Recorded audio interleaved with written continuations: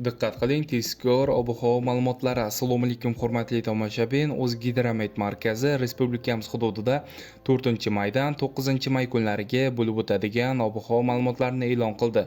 Bunga ko'ra, Qoraqalpog'iston Respublikasi, Xorazm, Buxoro, Navoiy viloyatlarida havo biroz bulutli bo'ladi, yog'ingarchiliklar kutilmaydi. Faqatgina 7-8-may kunlari ba'zi joylarda qisqa muddatli yomg'ir yog'ishi momaqaldiroq bo'lishi mumkin.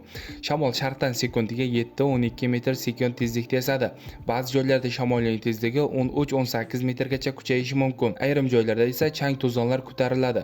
Haroratlar kechalari 12-17 daraja iliq, kunduz kunlari 27-32 darajadan 30-35 darajagacha o'zgaruvchan bo'lib turadi. Toshkent, Samarqand, Jizzax, Sirdaryo, Qashqadaryo hamda Surxondaryo viloyatlarida ham havo biroz bulutli bo'ladi. Yomg'ir yog'ishi momaqaldiroq bo'lishi kuzatiladi.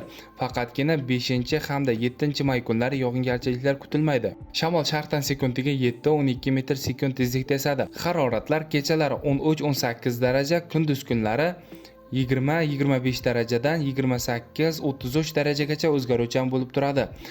Respublikamizning vodiy hududlarida, ya'ni Andijon, Farg'ona, Namangan viloyatlarida ham havo biroz bulutli bo'ladi. Yomg'ir yog'ishi momaqaldiroq bo'lishi kuzatiladi. Faqatgina 6 hamda 8-may kunlari yog'ingarchiliklar kutilmaydi. Shamol o'zgaruvchan yo'nalishda 5-10 metr sekund tezlikda esadi. Haroratlar kechalari 13-18 daraja, kunduz kunlari 20-25 darajadan 28-33 darajagacha o'zgaruvchan bo'lib turadi. Sizlarga yetkazmoqchi bo'lgan xabarlarim shulardan iborat edi. E'tiboringiz uchun rahmat. Sog' bo'ling, salomat bo'ling.